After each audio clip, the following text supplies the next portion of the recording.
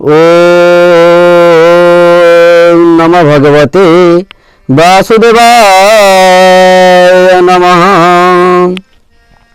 ओम नमः भगवते जगन्नाथाय नमः। प्रिय ज्ञानी सज्जन, मु निरंजन दास कान्हा आपण माने अति श्रद्धा करुवा पवित्र वाणी महिमार आज अध्याय को मु आपण मानकु विनम्र प्रणाम जनाउछि। प्रिय ज्ञानी बंधु, आज अध्याय आम एक सुंदर श्लोकटे नहीं। कौन से श्लोक? परस्य चिंतते मंदो दैवं चिंतते दुर्गति नृपेण लभ्यते कन्या भगवत भल्लुक यथा। बंधु, परस्य चिंतते मंदो दैवं चिंतते दुर्गति नृपेण लभ्यते कन्या भगवत भल्लुक यथा।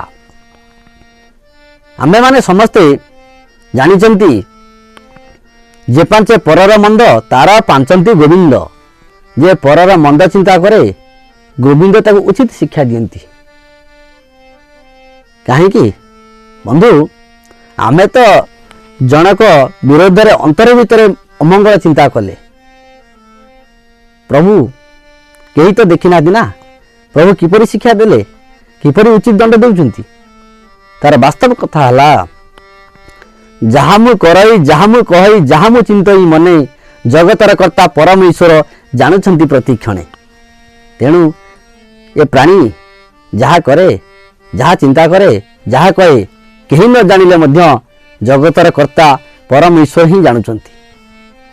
तथापि आमे माने हमर स्वभाव कुप्रकृति केबे छाड़ू नाहंती।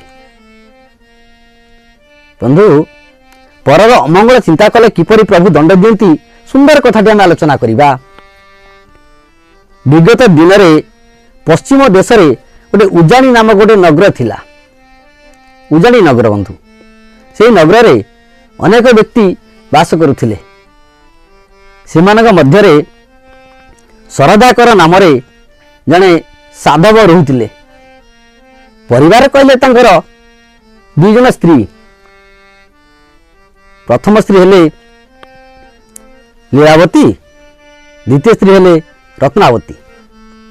सरदाकर प्रत्येक दिन साहुपण करने को जाती एवं से सदा सर्वदा धर्मावलंबी, धर्म को विश्वास करती, धर्म को सम्मान दियंती। से सरदाकर भल भाव जानते आचार मूले धर्मजात धर्म धारण ए जगत। तेणु सदा सर्वदा धर्म को से विश्वास करती, साधु सन्तों सेवा करती। बंधु, दिने कौन घटना घटिला?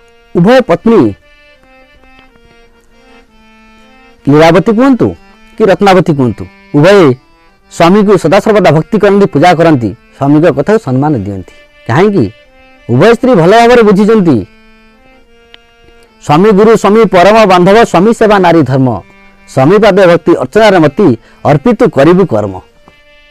से मध्य धर्मपरायणा।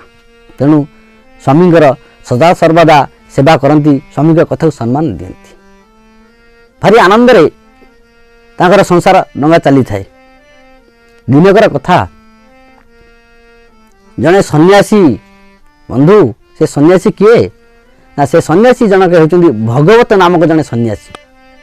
आसी पहुँचले क्या घर पाखरे ना साधु घर पाखरे। साधु किए ना? सरदाकर व्यक्ति को से ग्राम रे साधु बोली लोके कहती। आज जो सरदाकर साधु पुओं कथा आज आम आलोचना करुचंती तांकु साधु बोली गाँव रे लोके कहती।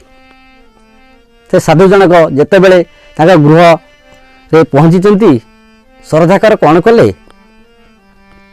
ना? सरदाकर धर्मपरायणा ना, संगे संगे ताका गृह को तांकु आमंत्रित करी पाछडी नेले। कौन कले ना? सरदाकर तांकर जेतेबेले सेवा करबा को चाहिचंती सेही भगवत नामक सन्यासी तांको कौन कहिले, कौन पाई तांका घर को जाइचंती। सन्यासींकर अंतर्निहित उद्देश्य कौन अछि बंधु? आज तो समय हो जाइए ना, पर अध्याय जानिबा से सन्यासी कहीं सरदाकर गृह को जाइछंती। ଏବଂ ମନ ଭିତରେ କ'ଣ ଇଚ୍ଛା ଅଛି। ଚାଲନ୍ତୁ ଏହା ପର ଅଧ୍ୟାୟରେ ଜାଣିବା।